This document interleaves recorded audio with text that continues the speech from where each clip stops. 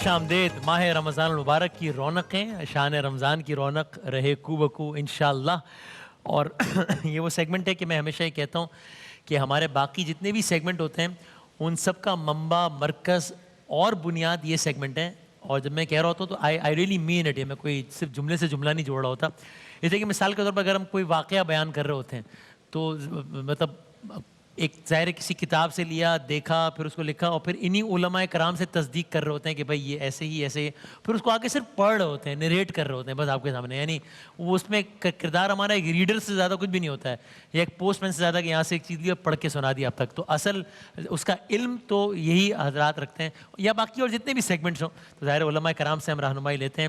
اور میں ہمیشہ ایک بات کہتا ہوں, جب جنید بھائی کا ظاہر سلسلہ منقطع ہوا اس نشریات سے تو جس سیگمنٹ کے بارے میں سب سے زیادہ خوفزدہ تھا, یہاں تک کہ میں نے یہ کہا تھا مینجمنٹ سے کہ بھائی آپ اس سیگمنٹ کے لیے نا علماء کرام کے سیگمنٹ کے لیے آپ کوئی اور ہوسٹ ہائر کر لیں, کیونکہ میں پتہ نہیں کیا مزاج ہوگا علماء کا, پتہ نہیں کیسے ہوگا, کوئی غلط سوال ہو گیا تو یہ ہو جائے.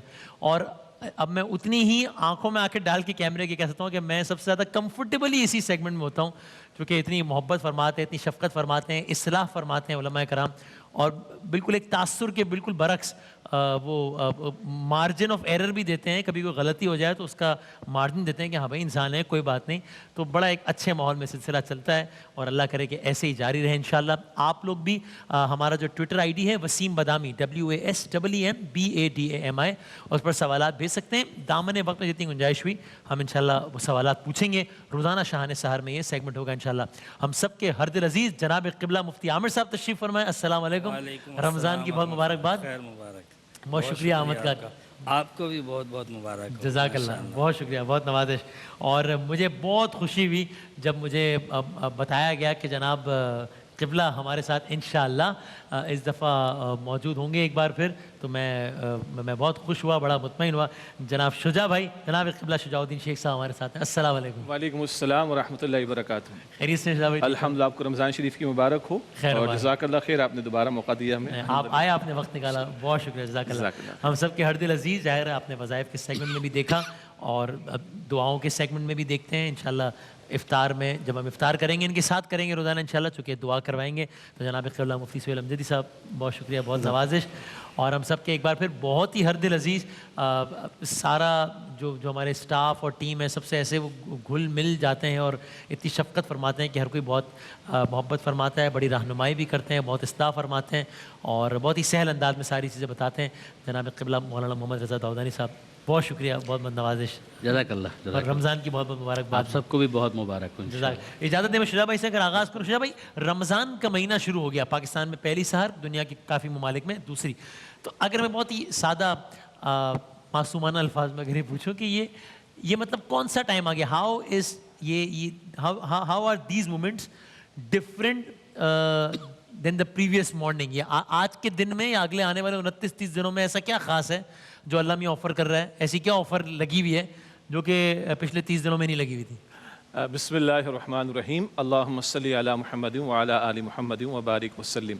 سب سے پہلے جو آپ نے انٹرو میں ایک مارجن آف ایرر کی بات کی تھی نا, تو رب کائنات معاف فرماتا ہے جی بندوں کی حیثیت, اور اسی مارجن آف ایرر کو آپ اور اگر ایکسپینڈ کر دیں تو جیسے ہی رمضان کی پہلی رات ہوئی, اللہ کے نبی مکرم صلی اللہ علیہ وسلم نے ارشاد فرمایا کہ جنت کے سارے دروازے کھول دیے جاتے, کوئی بند نہیں, اور جہنم کے سارے دروازے بند کر دیے جاتے, کوئی کھلا نہیں. تو وہ جو آپ نے کہا نا کہ کیا ایسا ہو گیا کہ یہ رات شروع ہوئی تو پچھلا دن جو گزرا اور اب یہ رات کے شروع ہوتے اس ماہ مبارک کی جو برکت آ گئی, ایسا کیا ہو گیا؟ تو ایسا یہ ہو گیا کہ جنت کے دروازے کھول دیے گئے ہیں اور جہنم کے بند کر دیے گئے. اب بندے پہ ڈیپینڈ کرتا ہے, اللہ تو دینے کو تیار ہے, are we ready to take, ہم لوگ تیار ہیں کہ نہیں؟ تو سارے دروازے جنت کے کھلے ہیں, سارے دروازے جہنم کے بند ہیں. پھر اللہ کے پیغمبر صلی اللہ علیہ وسلم ارشاد فرماتے ہیں کہ اللہ کی طرف سے پکارنے والا پکار لگاتا ہے کہ نیکی کے شوقین آگے بڑھو, نیکی کر لے, اور اے بدی کے شوقین رک جا اور باز آ جا. پھر ایک خاص بات کیا ہے جیسے ہی پہلی رات ماہ مبارک کی شروع ہوئی، اللہ کے نبی صلی اللہ علیہ وسلم ارشاد فرماتے ہیں ہر رات میں اللہ تعالیٰ کی طرف سے بندوں کی مغفرت کے فیصلے کیے جاتے ہیں۔ پھر ہمارا یہ جو ٹائم ہے نا وسیم بھائی، جو کہ سحری کے قریب کا ٹائم ہے، رات کا آخری حصہ بھی ہے، اور حدیث مبارک ہے اللہ اپنی شان کے مطابق پہلے آسمان پر نزول فرماتا ہے، اپنی شان کے مطابق، اپنی شان کے مطابق جو ہم سمجھ نہیں سکتے، اور اللہ سبحانہ وتعالیٰ پکارتا ہے کوئی مانگنے والا کہ میں عطا کر دوں، سوال کرنے والا کہ عطا کر دوں، مغفرت مانگنے والا کہ عطا کر دوں۔ تو یہ وہ خاص پہلو ہے۔ ویسے تو ہر رات میں اللہ کی طرف سے پکار لگتی ہے، لیکن ماحول سج گیا ہے، لوگ جاگ بھی رہے ہیں، پروگرام بھی دیکھ رہے ہیں، سحری کا اہتمام بھی کریں گے، کیا اچھا ہو کہ اللہ سے راز و نیاز کی باتیں بھی ہو جائیں۔ تو یہ وہ خاص ہو گیا ہے کہ جس ماہ مبارک میں اللہ کو پا لینا، یعنی اس روزے کے حاصل کو اللہ تعالیٰ خود بیان فرماتے حدیث قدسی میں کہ فَإِنَّهُ لِي وَأَنَا أُجْزَى بِهِ، اللہ فرماتا ہے کہ یہ روزہ میرے لیے ہے اور میں ہی اس کا بدلہ ہوں۔ تو یہ کیا خاص اس مہینے میں؟ اللہ کو پا لینے کا مہینہ ہے، اللہ کو حاصل کر لینے کا مہینہ ہے۔ اللہ اسی اسپرٹ کے ساتھ یہ ماہ مبارک کے دن اور راتیں ہمیں گزارنے کی توفیق عطا فرمائے۔ کیا کہنا ہے، سبحان اللہ۔ اور مفتی عامر صاحب، ایک جو میرے ایسا جو خطا کار آدمی ہوگا نا، وہ تو اپنا بڑا میں لالچ کے ساتھ ہر کام کر لیتا ہوں کہ پتہ چلے کہ یار یہ کام اگر آج کرو گے تو اس کا اجر اتنا ملے گا، یہی کام اگر کل کرو گے تو اس کا اجر ڈبل ہے۔ تو ماہ رمضان میں یہ معاملہ بھی ہے کہ وہی عبادت، وہی چیزیں جو کہ سارا سال کرنی چاہیے، لیکن اگر میں سارا سال کر رہا ہوں، سال کے باقی دنوں میں کر رہا ہوں تو اس کا اجر اتنا ہے، ایگزیکٹلی وہی کام رمضان میں کر رہا ہوں تو اس کا اجر ڈبل ہے۔ ایسا ہی ہے۔ بسم اللہ الرحمن الرحیم، بالکل ایسا ہی ہے۔ سب سے پہلے اللہ رب العزت کا اس مقدس مہینے کی آمد پر شکر ادا کرتا ہوں، آپ کو مبارکباد پیش کرتا ہوں، ARY ڈیجیٹل کی انتظامیہ کو، بالخصوص ARY کے مالکان کو مبارکباد پیش کرتا ہوں۔ ماشاءاللہ ARY جس محبت اور خلوص کے ساتھ ماہ رمضان کے تمام تر ٹرانسمیشن کو عقیدت و احترام کے ساتھ پیش کرتا ہے ہمیشہ سے، اور اس بار بالخصوص دیکھ کر ایسا لگتا ہے کہ حقیقت میں ماہ رمضان کے قدردان یہیں پر ہیں۔ الحمدللہ، بہت زبردست اہتمام کیا، اور یقیناً یہ سارا اہتمام رمضان کی وجہ سے ہے، دین اسلام کی تبلیغ و ترویج کی وجہ سے ہے، لوگوں کے دلوں میں اللہ اور اس کے رسول کی محبت کو پیدا کرنے کی وجہ سے ہے۔ تو انشاءاللہ جو کچھ بھی آپ کی ٹرانسمیشن ہوگی اس کی برکتیں اللہ تبارک و تعالیٰ سب کو، خاص طور پہ ARY ڈیجیٹل کے ویورز کو، آپ کو، ہم سب کو عطا فرمائے گا۔ الہ آمین۔ جہاں تک آپ نے بات کی، بالکل ایسا ہی ہے کہ ماہ رمضان میں یوں سمجھ لو کہ مانوی طور پر سیل لگ جاتی ہے، ایک ایسا ہی معاملہ ہوتا ہے۔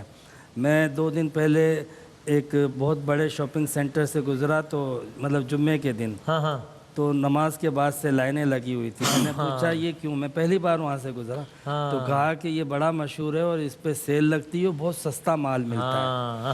تو اللہ کرے کہ جو اللہ تبارک و تعالیٰ نے اس مہینے میں نیکیوں کو حاصل کرنے کے لیے جو اپرچونیٹیز دی ہیں، اور جس طریقے سے نیکیوں کے اجر و ثواب کو بڑھا دیا ہے اور نیکیاں کرنا آسان کر دیا ہے، شیطان تو قید ہے، اور جس طریقے سے نفل کے ثواب کو فرض اور فرض کے ثواب کو 70 گنا بڑھا دیا ہے، تو اس موقع کو ضائع نہیں کرنا چاہیے۔ جس طرح ادھر لائنیں لگتی ہیں، میں سمجھتا ہوں حصول نیکی کے لیے اس مہینے بھی لوگ جو ہے وہ عبادت کے لیے، نیکی کو حاصل کرنے کے لیے، نیکی کی بات سننے کے لیے، نیکی کو پرفارم کرنے کے لیے بے قرار ہو جائیں۔ سبحان اللہ، واہ واہ، کیا بات۔ رضا داؤدی صاحب، یہ ایک سوال بار بار آتا ہے کہ جب علماء یہ بتاتے ہیں کہ شیطان قید ہے اور جنت کے سارے دروازے کھلے ہیں، کوئی بند نہیں ہے، جہنم کے سارے بند ہیں، کوئی کھلا نہیں ہے، تو پھر سامنے سوال آتا ہے کہ لیکن لغزشیں تو پھر بھی ہوتی ہیں، گناہ تو پھر بھی ہو رہے ہوتے ہیں، تو اگر شیطان بند ہے تو ایک کون؟ یہ اس میں بتائیے گا۔ اور دوسرا پھر وہی کہ اگر یہ اتنا کارآمد مہینہ ہے جو بتایا گیا، تو پھر اس میں کون سے کام ہیں جو کہ ضرور کرنے چاہیے؟ ہر اچھا کام کرنا چاہیے، لیکن اگر پرائرٹائز کر لیں، آج پہلا دن ہے، اگلے 30 دنوں کی پلاننگ اگر کوئی بندہ آج کر لے تو کیا سجیسٹ کریں گے کہ یار یہ چیزیں تو مس نہیں ہونی چاہیے اس مہینے؟ بسم اللہ الرحمن الرحیم۔ ظاہر ہے کہ یہ بڑا ایک بنیادی سوال ہے کہ شیطان جب قید ہے تو پھر اس کے بعد کیا سبب ہے کہ انسان گناہ کے راستے پر جا رہا ہے۔ اصل معاملہ تو انسان کے نفس کا ہے نا، لا تلومونی لوموا انفسکم، یہ وہ شیطان کے الفاظ ہیں جو سورہ ابراہیم کے اندر پروردگار عالم نے کوٹ بھی کیے ہیں کہ جب میدان حشر ہوگا اور لوگ شیطان کو کہہ رہے ہوں گے تو نے مروا دیا، تو نے پھنسوا دیا، تو وہ کہے گا مجھے تم پر کوئی سلطان، کوئی قوت ایسی حاصل نہیں تھی کہ میں تمہیں کان سے پکڑ کر گمراہ کر دیتا۔ فلا تلومونی ولوموا انفسکم، تو مجھے ملامت مت کرو، اپنے نفسوں کو ملامت کرو۔ اور اسی نفس کے بارے میں یعنی یہ ایکسپلائٹیشن تو ہوگا شیطان کی طرف سے کہ وہ برائی کے لیے فیسیلیٹیٹ کرنے کی کوشش کرے گا، لیکن وہ ایسا نہیں ہے کہ مجبور کر سکتا ہے۔ ہم دیکھتے ہیں کہ سورہ شمس کے اندر پروردگار عالم نے مختلف قسمیں کھانے کے بعد ایک کنکلوڈنگ قسم کھائی، وَنَفْسٍ وَمَا سَوَّاهَا فَأَلْهَمَهَا فُجُورَهَا وَتَقْوَاهَا۔ نفس کی قسم، تسویہ کا ذکر کیا گیا، اور پھر اس کی طرف ذکر کیا گیا جو تناسب اس کے اندر ہے، الہام کیا گیا ہے اس کے اندر فجور کا بھی اور تقویٰ کا بھی۔ فجور کا مطلب یہ ہے کہ انسان گناہ کی طرف جا سکتا ہے، اور تقویٰ کا مطلب یہ ہے کہ وہ اپنے نفس کو ڈسپلن بھی کر سکتا ہے، سیلف کنٹرول بھی حاصل کر سکتا ہے۔ اب اگر اس کے اندر وہ فجور کو ڈومیننٹ ہونے کا موقع دے گا تو سیدھی سی بات ہے کہ تقویٰ کا جو ایلیمنٹ ہے وہ ریسیسو ہو جائے گا، اور اگر تقویٰ کو وہ ڈومیننٹ کر دے تو قد افلح من زکاہا، کامیاب ہو گیا وہ کہ جس نے اپنے نفس کو پاک کیا۔ تو اصل کام یہ ہے کہ شیطان کی طرف سے جو خارجی طور پر کسی قسم کی ڈسٹربیوشنس ہوتی تھی، ایک طرح سے آپ یہ کہیں کہ وہ جو باہر سے ایکسپلائٹ کرنے کی کوشش کرتا تھا وہ بند کر دیا گیا۔ اب اس کے بعد انسان خود اس زندان میں جا کر شیطان سے ہاتھ ملانے کی کوشش کرے تو الگ بات ہے، ورنہ بہرحال شیطان آ کر کسی طرح سے بھی تنگ نہیں کرے گا۔ یہ تو ایک بنیادی بات ہے۔ وہ خطبہ شعبانیہ کہ جس میں پیغمبر اکرم صلی اللہ علیہ وآلہ وسلم نے ماہ مبارک رمضان کا تعارف کروایا، اس کے اندر بھی حضور نے یہ ارشاد فرمایا کہ دیکھو جہنم کے دروازے بند ہو چکے ہیں، جیسے کہ ابھی شیخ صاحب نے ارشاد فرمایا کہ جہنم کے دروازے بند ہو چکے ہیں، تم اسے کھلوا مت دینا اپنے لیے، اور اسی طرح سے جنت کے دروازے کھلے ہوئے ہیں، تم اسے اپنے لیے بند مت کروا دینا۔ یعنی پاسبلٹی ہے، اگر ظاہر ہے کہ اگر ایک انسان ہو تو یہ بھی ہو سکتا ہے۔ میں آپ کی خدمت میں عرض کروں وسیم صاحب کہ بہرحال انسان کا جو ایک محدود اختیار ہے نا وہ بہت اہمیت رکھتا ہے۔ من شاء فلیؤمن من شاء فلیکفر، جو چاہے مومن بنے، جو چاہے کفر کو اختیار کرے، لا اکراہ فی الدین۔ ہم دین کے اندر جبر تو نہیں کریں گے، کہ کان سے پکڑ کر اگر اسے مومن ہی بنا دینا ہوتا اور عبادت پہ لا دینا ہوتا تو پھر تو انسان کا جو جوہر امتیاز ہے وہ ضائع ہو جاتا ہے۔ لہٰذا دوسری مخلوقات اور انسان کے درمیان فرق یہی ہے کہ وہ اس بات کا ایک محدود صحیح مگر اختیار رکھتا ہے کہ اپنا فیصلہ کر سکے، اس کے اندر فیسیلیٹیٹ کیا جائے گا ہدایت کے ذریعے سے، وہ خدائی الہام بھی ہوگا، نبی کا فرمان بھی ہوگا، قرآن کی آیتیں بھی ہوں گی، یہ سب ہوگا۔ جو کرنے والا کام ہے وہ اسی خطبے کے اختتام پر مولا علی علیہ السلام نے پیغمبر اکرم صلی اللہ علیہ وآلہ وسلم سے سوال کیا کہ اللہ کے رسول یہ فرمائیے کہ سب سے بڑا کام تو بہت سارے ہیں کہ جو کرنے کے، تو سب سے بڑا کام کون سا ہے؟ تو عجیب بات یہ ہے کہ جواب حضور نے یہ ارشاد فرمایا کہ اپنے آپ کو تمام حرام کاموں سے بچا لو۔ یعنی کمال یہ ہے کہ ڈوز کی جگہ ڈونٹس کی طرف متوجہ کیا گیا کہ یہ سب سے بڑا کام ہے کہ پہلے اپنے آپ کو حرام سے بچا لو، پھر اس کے بعد جو کرو گے وہ اس کے اندر زینت کا باعث ہوگا، زیب کا باعث ہوگا، زیبائش کا باعث ہوگا۔ کیا کہنا ہے، واہ واہ، زبردست۔ اب یہ مفتی سہیل صاحب جو اب سوالات بھی آ رہے ہیں تو جتنے ممکن ہے میں لے لوں۔ اس ماہ میں قرآن پاک کی تلاوت کا رجحان زیادہ ہوتا ہے، تو وہ پوچھتے ہیں کہ ایک تو کہ قرآن پڑھنے کے بارے میں کیا ہے اس ماہ میں، اور دوسرا کہتے ہیں کہ اگر کیا باواز بلند یا اگر منہ سے الفاظ ادا ہوں گے تو ہی وہ پڑھنا شمار ہوگا، یا اگر میں قرآن پاک کھول کے بیٹھا ہوں منہ سے الفاظ نہیں ادا ہو رہے لیکن میں پڑھ رہا ہوں دل دل میں، تو بھی یہ پڑھنے کی کیٹیگری میں آ جائے گا؟ بسم اللہ الرحمن الرحیم، صلی اللہ علیہ وآلہ وسلم۔ اچھا، جو آپ نے شیطان والی بات کی نا، تو مجھے کہہ رہا آپ کیا شیطانوں والی بات کر رہے ہو؟ نہیں، آپ نے شیطان والی بات کی۔ تو گھر کے باہر دشمن ہے وہ چلا گیا ہے، جو گھر کے اندر دشمن بیٹھا ہوا ہے، جو اس کو فیسیلیٹیٹ کر رہا تھا وہ تو بیٹھا ہوا ہے نا۔ اچھا، میں آپ سے سوال پوچھتا ہوں کہ ہمیں شیطان بہکاتا ہے، شیطان کو کس نے بہکایا؟ اچھا، اسے بہکانے والا کوئی تھا نا۔ یہ تو بڑا معصومانہ سوال ہے۔ جی، تو نفس تھا جس نے اسے بہکایا، اور اسے کہا گیا فخرج فإنک رجیم، نکل جائے یہاں سے، تو مردود ہے۔ تو ہمیں اپنے نفس امارہ جو دشمن ہے نا، ہمیں اسے بھی دیکھنا ہوگا، اسے بھی کور کرنا ہوگا۔ دوسری بات جو آپ نے قرآن کے متعلق فرمائی نا، دیکھیں جہاں رمضان کا انٹروڈکشن اللہ رب العالمین نے بیان فرمایا نا، یہ سورہ بقرہ ہے، پارہ 2، شہر رمضان الذی انزل فیہ القرآن، کہ رمضان کا مہینہ وہ مہینہ کہ جس میں قرآن کا نزول ہوا۔ تعارف رمضان، جی، تعارف رمضان یہی ہے قرآن۔ تو قرآن اور رمضان یہ آپس میں لازم و ملزوم ہے۔ اچھا، جتنے آسمانی صحائف ہیں تقریباً کم و بیش ماہ رمضان میں نزول ہوا، قرآن کا بھی نزول شب قدر میں ہونا شروع ہوا۔ اچھا، اب یہاں پر دیکھیں مناسبت ہے کہ قرآن کی جو انوار و تجلیات ہیں نا، وہاں سے تو انوار و تجلیات منکشف بھی ہیں، متجلہ بھی ہیں، آ رہے ہیں، لیکن انسان اسے قبول کرنے کے قابل ہوتا ہے یا نہیں؟ تو عام طور پر کبھی ہم نافرمانی کی طرف چلے جاتے ہیں، کبھی گناہوں کی طرف چلے جاتے ہیں، پھر توبہ کر لیتے ہیں۔ تو مسلمانوں کی جو قلوب ہیں وہ قرآن کے انوار و تجلیات کو حاصل کرنے میں بعض اوقات ناکام رہتے ہیں، لیکن ماہ رمضان میں روزے کو اختیار کر کے، یہاں تک کہ بزرگان دین فرماتے ہیں، علماء فرماتے ہیں کہ جب بندہ روزے دار ہوتا ہے، کما حق کا روزہ رکھتا ہے اللہ کی رضا کی خاطر، تو کچھ مواقع ایسے ہوتے ہیں کہ وہ اللہ تعالیٰ کے فرشتوں کی مانند ہو جاتا ہے۔ اللہ، جی جی جی، وہ مرتبہ جی وہ مرتبہ حاصل ہوتا ہے۔ تو دل پاکیزہ، وجود پاکیزہ، اب وہاں سے جو انوار و تجلیات آ رہے ہیں تو وہ انسانی جو قلوب ہیں، انسانی وجود ہے، ان سے متجلی بھی ہو رہے ہیں، منور و روشن بھی ہو رہے ہیں۔ تو اسی لیے اگر ہم یہ عہد کر لیں کہ ہمیں فرائض واجبات کے بعد نماز تراویح آپ پڑھیں، تو آپ یہ عہد کر لیں کہ اس ماہ رمضان میں مجھے ایک مرتبہ کم از کم منیمم ایک مرتبہ قرآن کریم کی مکمل تلاوت کرنی ہے۔ اگر یہ عہد کر لیں تو میں سمجھتا ہوں کہ بہت بڑی بات ہو جائے گی۔ اور ہاں، قرآن کی تلاوت کے ساتھ ترجمہ اور تفسیر بھی شامل کر لیں، پھر آپ دیکھیں کہ آپ کی زندگی میں اللہ تبارک و تعالیٰ، یہ انقلاب کی جو بات ہوتی ہے اس کو چھوڑ دیں، عملی انقلاب کی طرف آئیں کہ کس طریقے سے آپ کے وجود میں اللہ تبارک و تعالیٰ عملی انقلاب برپا فرماتا ہے۔ سبحان اللہ، کیا کہنا ہے، واہ واہ۔ اب یہ مفتی عامر صاحب، اب ماہ رمضان میں روزہ، یہ کہنے کو شاید بڑا عمومی سوال لگے کہ اگر میں آپ سے پوچھوں کہ جناب روزہ رکھنا کتنا ضروری ہے، لیکن عام طور پہ اس طرح کی بات سنتے ہیں کہ بھائی یار اس دفعہ نہیں رکھوں گا، بڑی گرمی ہے، یار اس دفعہ ذرا ہیکٹک ہو جائے گا، ذرا یہ ہو جائے گا۔ تو تھوڑا اس عنوان سے فرمائیے کہ روزہ رکھنا کی کتنی تاکید ہے اور نہ رکھنے کی کتنی مذمت ہے؟ وسیم بھائی، روزہ جو ہے نا، اس کو نہ صرف فرائض میں شمار کیا جاتا ہے بلکہ فرائض میں سے یہ وہ فرض ہے کہ جس کو رکن دین بھی کہا ہے، ارکان اسلام میں بھی شامل کیا ہے۔ ارکان اسلام کا مطلب یہ ہوا کہ اسلام جن پلرز پر، جن بنیادوں پہ کھڑا ہے، جن 5، ان میں سے ایک روزہ ہے۔ یعنی اگر میں چھوڑ رہا ہوں تو پھر میں اس عمارت کے اس ایک پلر کو منہدم کر رہا ہوں، پریکٹیکلی، بالکل ایسا ہی۔ تو عمارت کی بنیاد کمزور ہو رہی ہے پھر مطلب۔ تو اس سے اس کی امپورٹنس واضح ہو جاتی ہے۔ پھر قرآن کریم میں اللہ تبارک و تعالیٰ نے جہاں روزے کی فرضیت کا ذکر کیا، وہاں فرمایا یا ایھا الذین آمنوا کتب علیکم الصیام کما کتب علی الذین من قبلکم، کہ ایمان والو تم پہ روزے فرض کیے گئے جس طرح تم سے سابقہ امتوں پر روزے فرض کیے گئے تھے۔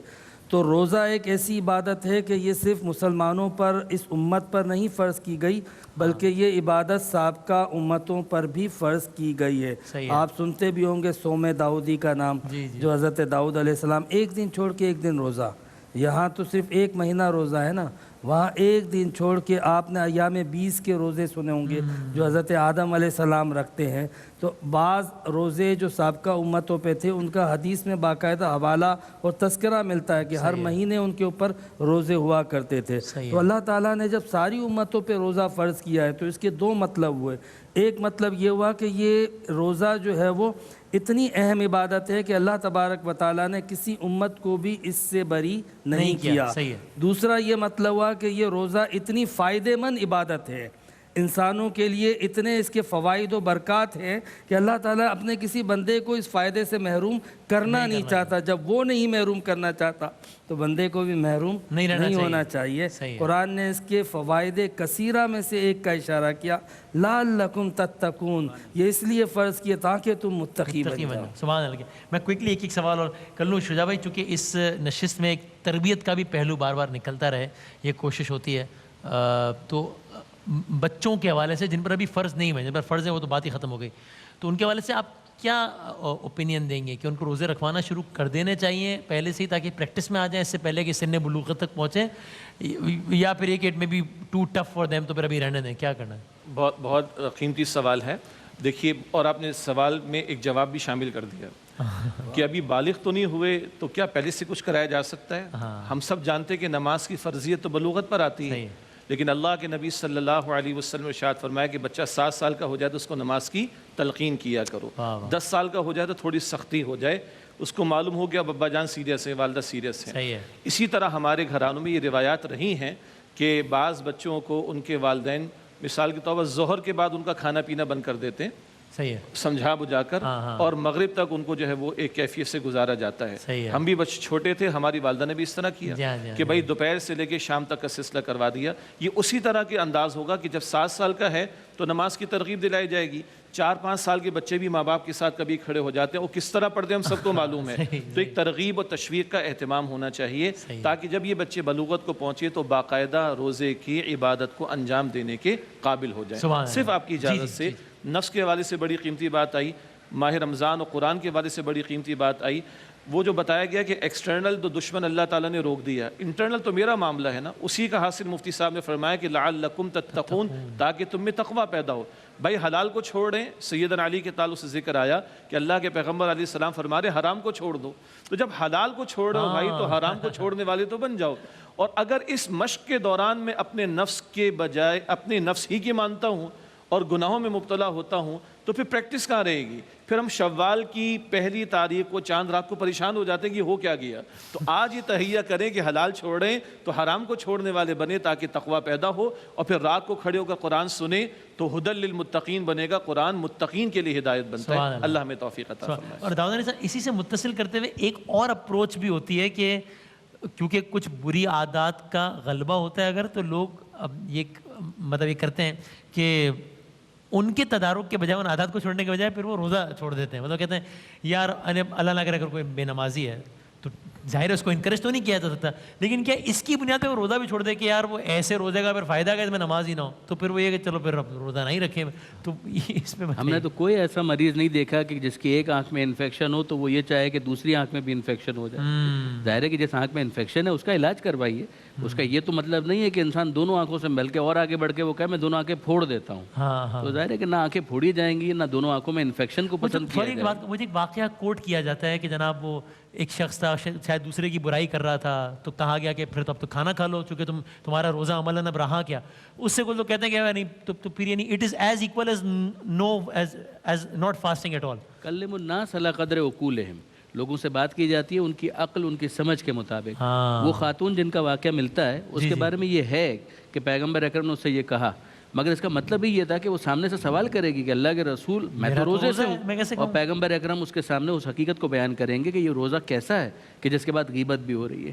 لیکن یہ نہیں ہے کہ اگر وہ ایسی خاتون ہوتی کہ جس کو اتنا فہم بھی نہ ہوتا اور اینٹیسپیٹ یہ کیا جائے کہ اس سے کہا جائے گا کہ ہاں یہ روزہ رکھنے کا کوئی فائدہ نہیں ہے توڑ لو, اور وہ کہتی ہے کہ ہاں ٹھیک ہے اب تو اللہ کے رسول نے بھی کہہ دیا, تو اس سے اس انداز سے بات نہیں کی جاتی. تو لوگوں سے جو بات کی جائے گی وہ یہ دیکھ کر کہ ان کی سمجھ کیسی ہے. ابھی جو شیخ صاحب نے ارشاد فرمایا, دونوں بزرگان جو مفتی عامر صاحب ارشاد فرما رہے تھے, مفتی سہیل صاحب, بزرگان کہنے پہ کوئی اعتراض تو نہیں, بزرگان علمی اعتبار سے, علمی اعتبار سے, ورنہ تو مفتی کرم فرمائی ہوتے ہیں. ورنہ مفتی سہیل صاحب جو ہے وہ تو ہمارے چھوٹے بھائی ہیں اس اعتبار سے, لیکن علمی اعتبار سے تو بزرگ ہیں. اچھا, اور وہ شیخ صاحب جو ہیں وہ تو کچھ ایسے اوصاف حمیدہ رکھتے ہیں جس کا ذکر لاسٹ ایئر آیا تھا, جس پر ہمیں ان سے رشک ہے. صحیح ہے. تو میں گزارش یہ کر رہا تھا کہ بعض اسکولوں کے اندر میں نے یہ دیکھا کہ موک فاسٹنگ کا ایک کانسیپٹ ہے کہ جس کے اوپر وہ عمل کر رہے ہیں. ارے زبردست. یعنی اسکول کی بہت ساری چیزیں ایسی ہیں جو قابل گرفت بھی ہیں, کرٹیسائز کرنے کے قابل ہیں, مگر اس کے اندر بھی موک فاسٹنگ. انہوں نے اسکول کے اندر یہ کیا تھا کہ بچوں کو کہا کہ آپ لوگ روزے کی نیت کر کے آئیے گا, اور پھر اس کے بعد چوتھے پیریڈ کے اندر, پانچویں پیریڈ کے اندر انہوں نے مل کر افطار کر لیا. یعنی ٹیچرز نے نہیں, صرف اسٹوڈنٹس کے لیے. تو یہ بھی ایک اچھی تربیت کا ایک طریقہ کار. مفتی صاحب فائنل بس آپ کنکلوڈ کر دیں بس اپنی طرف جو. جی دیکھیں کہ تینوں نے شیوخ نے جو فرمایا ہے سبحان اللہ کہ روزوں کے حوالے سے, اچھا یہ جو گالم گلوچ کا جو تذکرہ آیا ہے نا, حضور نبی کریم صلی اللہ تعالیٰ علیہ وسلم نے فرمایا ہے, اور حضرت نے جو بات فرمائی حدیث پاک ہے کہ جب کوئی روزہ رکھتا ہے اور اس کے باوجود گالم گلوچ بھی کرتا ہے, جھوٹ بھی بول رہا ہے, کسی چیز سے بچ نہیں رہا, تو فرمایا کہ اللہ تعالیٰ کو کوئی ضرورت نہیں کہ وہ اس کے لیے بھوکا پیاسا رہے. ٹھیک ہے نا. اچھا, روزہ نام ہی تقوی پرہیزگاری کا ہے. صحیح ہے. تقوی پرہیزگاری نہیں مل رہی تو پھر روزہ کس کام کا. لیکن اس کا مطلب ہرگز یہ نہیں کہ میں ابھی جو ہے وہ جھوٹ بولتا ہوں تو میں حج کو نہ جاؤں, میں نے داڑھی اس لیے نہیں رکھی کہ میں کاروبار میں جھوٹ بولتا ہوں. نہیں, ہو سکتا ہے کہ آپ روزے رکھنا شروع کر دیں، اللہ تبارک و تعالیٰ اس کے صدقے میں آپ کو ضرور گناہوں سے محفوظ فرمائے۔ اور آخری بات عرض کروں گا، تلاوت کے حوالے سے ایک سوال تھا کہ کتنی آواز ہو تو تلاوت ہوتی ہے۔ دیکھیں جی میں جو پڑھا جاتا ہے وہ تلاوت نہیں کہلاتی، ہلکے ہلکا زبان چلا رہے ہیں، آواز کچھ بھی نہیں، یہ تلاوت نہیں کہلاتی۔ آواز کے ساتھ، یعنی آپ اکیلے میں بیٹھے ہوئے ہیں اور آپ تلاوت کر رہے ہیں، اس کی آواز آپ کو آ رہی ہے، یہ تلاوت کہلاتی ہے۔ ٹھیک، جزاک اللہ، اس میں مزید ہی بات کریں گے انشاءاللہ۔ آپ کے ابتدائی نشست سے بہت شکریہ علماء کرام کا، انشاءاللہ ہم دسترخوان پہ بھی گفتگو ہوگی اور روزانہ بات چیت ہوگی انشاءاللہ۔ ایک وقفے کے بعد دوبارہ حاضر ہوتے ہیں۔